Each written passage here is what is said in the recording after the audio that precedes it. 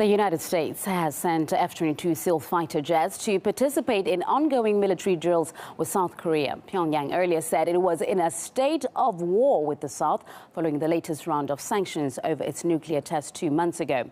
In turn, Seoul warned that it's ready to carry out a preemptive strike on its neighbor if they believe an attack is imminent. James Corbett, host of the Corbett Report, joins us now for more on the issue. Mr. Corbett, we know the tension is running high in the peninsula, but why does Seoul and Washington decide to hold military drills during such a sensitive time? Well, I suppose the official answer to that would be that this is just part of annual joint military drills that are held always around this time of year. But I think that we have to see that this being done in the midst of this provocation and this rising tension as a self-admitted attempt to ratchet up things and to put a little bit of pressure on Pyongyang. I think that this has to be seen as an attempt to some of the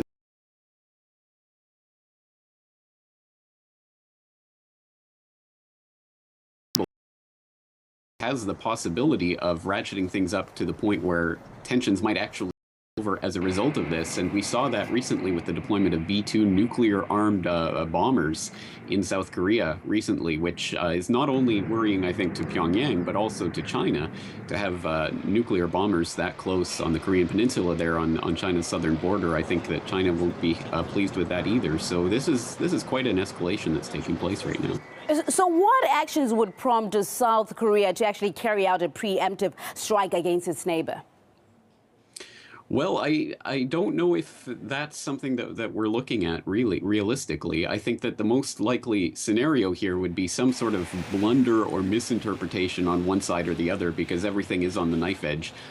As I've said before, I think that all of the players here have a vested interest in keeping the tension up, but not allowing it to spill over. And I think that obviously works for North Korea, which could be easily wiped out in a military confrontation. But it also works for South Korea and America and all of the allies here in this region that also serve to benefit from this. And we've seen this directly, for example, with the announcement of more missile defense on the western coast of the United States, that there are now going to be 14 new ground-based interceptors deployed at Fort Greely, Alaska, at the cost to U.S. taxpayers of $1 billion by 2017. So this is doing a fantastic business for the defense contractors who serve to feed into this tension and play off of it. So I think that honestly there isn't a lot of plans for preemptive strikes at this moment. I think it's more a question of if this will accidentally spill over into something more. So, I mean, how serious is this threat then? I mean, should Washington take this seriously?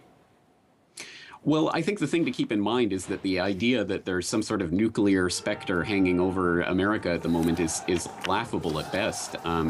Certainly, we know that the wildly inaccurate Taepodong 2 and 3 missiles, even if they can actually reach the western part of the United States, which is really just theoretical at this point, but even if they could, North Korea is still, by best analyst estimates, several years away from being able to miniaturize their nuclear devices onto warheads, and even then, the nuclear devices they have so far have only come within about 1/2 of the yield that the Hiroshima bomb had.